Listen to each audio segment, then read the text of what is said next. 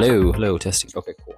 How's everybody doing? I'm doing okay. Thank you for asking. Tis I, the Native Patriot. Welcome back to my YouTube channel. This is going to be a story time of my experience going to the 2025 presidential inauguration for Donald Trump. And it's going to be a long video because basically this first part of the video is going to be like my story time and just my experience leading up to the inauguration and just my experience at the inauguration, blah, blah, blah, blah, blah. And then at the end of this video, I'm going to actually attach the footage actually inside the Capital One Arena. Okay, before I continue, I just also want to kind of make a little disclaimer that I'm going to be talking about some of my criticisms or frustrations. Please don't take my criticisms as hate towards Trump or whatever. At the end of the day, I know the thing that matters most is that Donald Trump is the president. I am a Trump supporter. I voted for Donald Trump in 2016. I voted for him in 2020 and then also voted for him in 2024. The first time around, 2016, I couldn't go to the inauguration because with my scheduling and everything, it was just not going to work out. So when Trump won in 2024, I was like, I'm going to find a way to go to Washington, D.C. I'm definitely going this time because I missed the last time, and I don't think I'm going to get another experience like this again. As far as I knew, if you wanted free tickets to the inauguration, all you had to do was just get in contact with your state representatives and they would be able to provide tickets.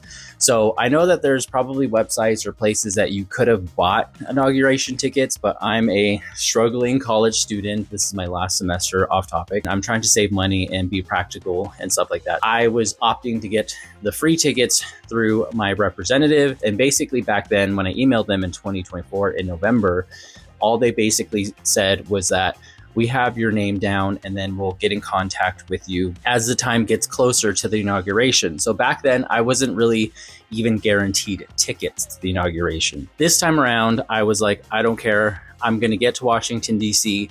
Even if I didn't get tickets, at least I could be outside in the National Mall. If you guys are familiar with Washington, D.C., at least we could still be we would all be outside together and maybe I could bring binoculars and still see him getting inaugurated, or they would have jumbotrons everywhere at the National Mall and speakers where you could hear him getting sworn in. And it would just be so much energy. And like I said, even if we couldn't get inside to closer to Trump, at least we could be there and it wouldn't matter either way. Does that make sense? So I was like, okay, I'm going to go with my family. We're going to plan this and we're all going to go together. The plan was basically going to be that we were all going to drive together from Texas to Washington, D.C., and that I would fly back after the inauguration on Tuesday back to Texas by myself. Because long story short, like I said, I'm in school currently and I had to kind of plan this in a short window of time for the inauguration because I could not leave Texas until Friday evening after all my classes, and then I would have to be back by Tuesday after the Monday of the inauguration to be back in time for school. So I had this very slim window of time that I could actually go and travel to Washington, D.C. So the original plan was that we were going to drive together from Texas to Washington, D.C. We would leave Friday night and then it would be a 2-day drive to Washington, D.C. And we wouldn't get to Washington, D.C. until Sunday night, and which was fine because the inauguration was the next day on Monday. Fast forward to January, and this is probably a week or so or a couple days before the actual inauguration that we actually found out that we did get tickets, free tickets from our state representatives to go inside and see the inauguration.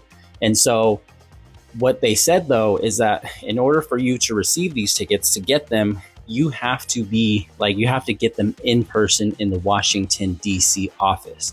And the only times that you could get those tickets physically in person is the Saturday morning or Sunday morning before the inauguration, which was on Monday. We're going to change these new plans where instead of me driving with my family to Washington, D.C. from Texas, that I was going to fly to Washington, D.C. rather than travel with my family driving to Washington, D.C.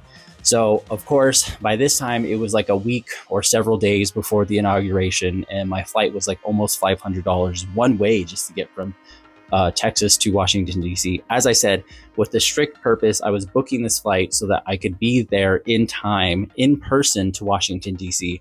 to pick up the inauguration tickets. I booked my flights to get to Washington, D.C. And then we found out literally the Friday before the inauguration weekend that they were going to move the inauguration indoors. By this time, my family was already like in Tennessee. They had already traveled and they were in Tennessee. When we found out, I also got an email from my representatives whom were going to give me the inauguration tickets. They basically told me that, well, as you know, you heard news that they're moving it inside, and basically we're not even going to give you the tickets because it doesn't matter anymore, because they're moving it inside and your tickets are basically going to be worthless. I called my family and I was just like, what do you guys want to do? Like, they moved it inside. We are not going to be able to see him like we were planning to do. And they were just going to live stream the whole inauguration. And then I was kind of thinking like, okay, well, if they're going to just live stream it and we can't see it, maybe we can just, like, we don't have to go to Washington, D.C. to go do that. We can literally watch the live stream from anywhere. And I was like, since you guys are already in Tennessee, maybe you just stay in Tennessee. Maybe we can go to Nashville. I've never been to Nashville. I've always wanted to go to Nashville. Maybe we'll just make like a weekend. We can just get hotels there. Maybe I can change my flights and we can fly to, I can fly to Nashville and meet you guys in Tennessee. That was the thought process for me to like kind of just on my feet salvage this whole weekend, because the whole point of going to Washington, D.C. was to watch him in person. To learn the news that we weren't actually going to see him in person definitely obviously changed everything. However, in that little tantrum that I was having, my sister actually was like, no, we probably should just go and see what happens. And, you know, we're already halfway there anyways. Your flight is already booked. Like, we'll just go and see what happens. And so I was like, okay. And so on Saturday, I flew off to Washington, D.C. Around Sunday morning, midday, we started getting news also that Trump was going to have like a live stream inauguration party at Capital One Arena in Washington, D.C. Now we had to kind of figure out how are we going to get into the Capital One Arena. So I jumped at the chance to basically like register me and my family to go, and we could go do that. Kind of in the middle of like trying to register for Capital One Arena, still not really know what's going on. So my thought process was like, okay, well, maybe like I'm trying to salvage this weekend for everybody. I've already been to Washington, D.C. several times, so I've already seen all the monuments and stuff, but my family hasn't. So I was like, okay, well, maybe on Sunday, I was like, we'll go to Washington, D.C. Maybe we can go look like at the monuments together, and like that'll be at least something fun to do in the meantime. Everything was blocked off in Washington, D.C. The roads were all blocked off several places, and I get it for security reasons. I get it because the inauguration was literally the next day. Sunday night, we get back to the hotel. I've already signed this up for the Capital One Arena, and then now we're starting to get excited again because we're like, okay, maybe we can salvage this weekend. Maybe we can actually see Trump come to the Capital One Arena. The way that it was going to work out for the Capital One Arena, the email that we got, the doors open at 8, it said. And so my thought process is like, okay, if it opens at 8, that's pretty early. And we want to get there as early as possible. I want to maybe try to get there by like 4 in the morning to start waiting in line. We'll just take a Lyft. And this is kind of the part where I'm just explaining that we're spending so much money just to see this thing and just try to get this all worked out. I was just like, okay, we'll just schedule a Lyft to take us from our hotel room, me and my sister, and then get dropped off in downtown Washington, D.C. Because long story short, my mom also went with me and my niece, but my mom and my niece were like, we're just going to stay inside the hotel. Like, we don't want to be standing in the cold for so long, and we'll just watch the live stream because it's going to be live streamed anyway. So that was cool with them. But me and my sister, we definitely wanted to try to see this thing in person. We get up, I think like 2 in the morning, probably sleeping like 4 hours or whatever. Wake up at 2 so that we could get ready to leave by 3. And it took us about 30 minutes to get to Washington, D.C., but it took us a little bit longer to kind of find the right areas to get stopped off at, because like I said, everything was already blocked off. And this is Monday morning, the day of the inauguration, by the way. And then we finally found the area to start lining up. And like I said, towards the end of this video, or the other half of this video, I'll have the footage of us actually waiting in line and then going inside. We find the line, we start waiting there. We had our bags packed with like snacks and stuff like that. And this is like another thing that kind of irritated me, is that in the email that we got about the Capital One Arena thing, they said that it was kind of worded weird. Basically, it said like no backpacks or bags or whatever, except if they're smaller than like a certain size. So we read that. And so we're like, okay, well, we'll bring a backpack that's just really, really small. We filled it with a bunch of snacks, whatever, because we knew that we were going to be waiting in line so early in the morning. By the way, the cold wasn't that bad. It was bearable, mainly because I feel like we did a really good job layering our clothing, like jackets, and that wasn't that bad as I thought it was going to be. And there was no breeze really, or no wind, so that also helped. If there was a slight breeze, it would have made it so much worse. Anyways, getting closer to 8 o'clock in the morning is when they started letting people through the security and stuff like that. And then that's when they decided to say like absolutely no bags or no purses whatsoever. And so I'm sure you guys have seen the footage, and you'll see it later, of like just basically a bunch of trash. Like people's bags were like, people took stuff out of their backpacks and their purses and then put it in their pockets and then just left their purses behind. I saw a Coach purse in the rubble and all that stuff, which was crazy. People were scrambling right before we're about to get in to like empty their bags and purses and leave those behind. And by the way, there was people that did try to cut like almost right in front of us, but the people right in front of us like told them like, hey, you guys have like, we haven't seen you this entire time. You guys need to go to the back of the line because this is not fair. That was like the only time that I was ever like happy about a Karen, because they were telling those people like, you can't just cut in line. Like, you know, if you're about making America great again, you know, you can't be a hypocrite and then like cut in line. So anyways, after we got out of the security line, they start handing us like tickets, which I will show you right now. You can see all of that stuff. They were giving us tickets so that we could actually, once we got into the arena, they would just scan this and you can get inside. And so this is where like some of the stuff is like starting to get more frustrating, because it just seems like a lot of it was unorganized. And I get it, because everything was kind of last minute because they decided to move the inauguration in. And I also know that this is not necessarily like on the fault of like Donald Trump or his team or whatever. Maybe it was also, and you know, it probably was everybody's like, you know, mistake or whatever, but maybe more so on the Capitol Arena staff, because I felt like, which we'll talk about right now, things were like so unorganized. We finally get through the line, they scan our tickets, we get inside the arena, we're inside the arena.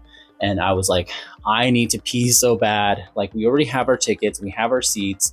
We weren't communicated that basically your tickets didn't matter as far as seating. So at this point, we didn't know that yet. We're like, we'll just go to the bathroom. We're like, okay, our section is this number. We'll go line up and start to find our seats. So we get to our section, and then they were like, okay, this section's full. You guys have to go to guest services or whatever and get new tickets for a new section. So this is the part that didn't make sense to me, is like they're giving out tickets with seat numbers and section numbers, but then they're essentially just, it's open seating and they're just letting people sit inside. So it's like, it didn't even make sense that we had to go get new tickets if they're just letting anybody sit anywhere anyways. That was super stressful, because we kind of just felt like we didn't know what was going on. A lot of the staff there didn't know what was going on. So we finally find our seats in our section. We're just hanging out there. And then eventually they start doing like the live stream. And again, you'll see this in the video at the end. They have like the big, it's like a sports arena. So they have like the Jumbotrons or the projectors, whatever you call them. We got to see his swearing in ceremony, Trump's swearing in ceremony. So that was really cool. After that, I think that's when we finally decided to like take a snack break, bathroom break, do all that stuff, get back to our seats. And then eventually like Elon Musk shows up to do like a little speech, and then Glenn Youngkin, and then Kash Patel. That was really cool. I don't remember what time it was, maybe 5 o'clock in the evening. Trump's family starts to show up, and like, okay, like he's almost here. And then JD Vance comes in. That was so cool. And then Trump finally comes in, and you know, the crowd went wild, and it was just so crazy. Like, he was literally like right there. So Trump finally shows up. They have the parade. It had like marching bands, I think from like Mississippi, Tennessee, Ohio. And then they had like bagpipe players, I think from New York And then they also had, like, I want to say the fire department from Bucks County, where that guy was unfortunately shot during President Trump's assassination attempt. When Trump shows up and they do the parade, like, all of my frustrations and how tired I was, how hungry I was, all of that just like went out the window. And I'm like, I don't even care like how much money I spent on my flights. I don't care how frustrating it was for them to move the inauguration indoors. I don't care that I spent so much money on lifts to get around. I'm just happy to see Trump finally be our president. I'm happy to see him in person. He's literally right there. JD is literally right there. And to hear him talk and to just be part of a historic event around everybody with me in the arena and my sister, like, it was just, like I said, all the frustration, all the money spent, it was well worth it. I want to find a way to preserve these tickets because I think these are like thermal papers where I think they fade over time. I need to find a way to like get these preserved because these are literally like, these will be part of like my historic memorabilia pieces. But yeah, that was, like I said, such a historic event and it was so cool to be there. And I'm so grateful to have made it to the inauguration. Trump's been president for a week now and I could not be any happier. And yeah, I'm going to stop it here. And on the second part in a couple clips, you'll actually see footage of, like I said, us actually arriving to go wait in line and then getting inside, and we'll see some speeches from other people. I know this video has been super long. I appreciate you. If you got to the end of this part of this video, definitely let me know by leaving a bunch of bald eagles or eagles emojis in the chat, and I will see you guys in the next video. Bye.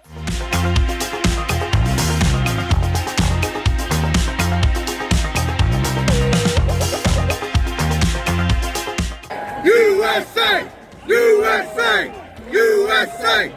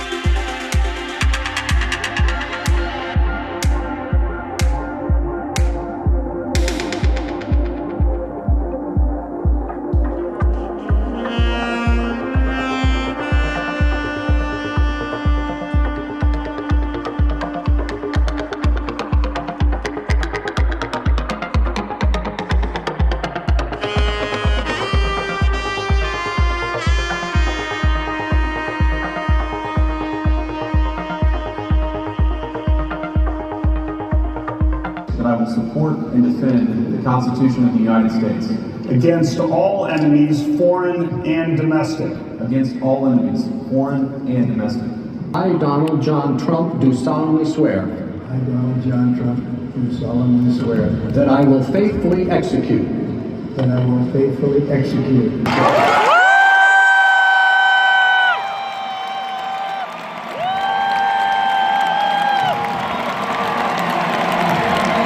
This is the dawn of the golden age of America because we inaugurated the 47th President of the United States of America, Donald J. Trump. This is what victory feels like.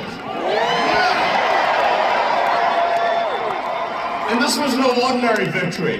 This was a fork in the road of human civilization. How do you follow Elon Musk when he tells you you're going to take you to Mars? I'll tell you how.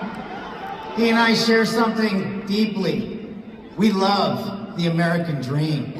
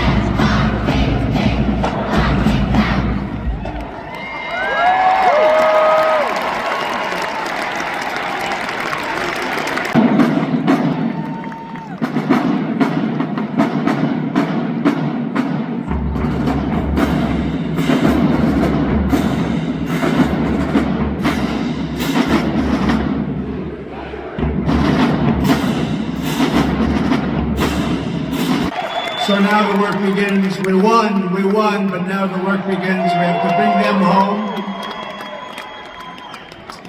Tonight I'm going to be signing on the J6 hostages, pardons.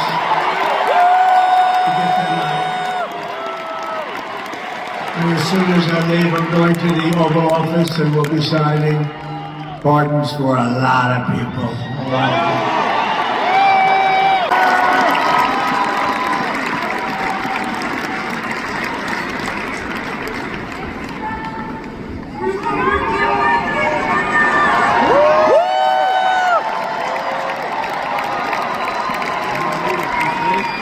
Thank you, sir. The next item here is the withdrawal from the Paris Climate Treaty.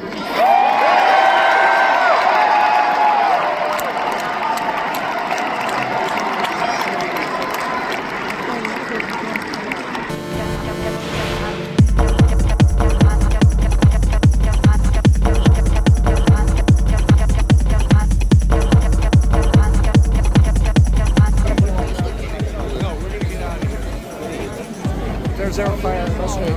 That's right. Everybody's jammed up. You won't make it, Stevie.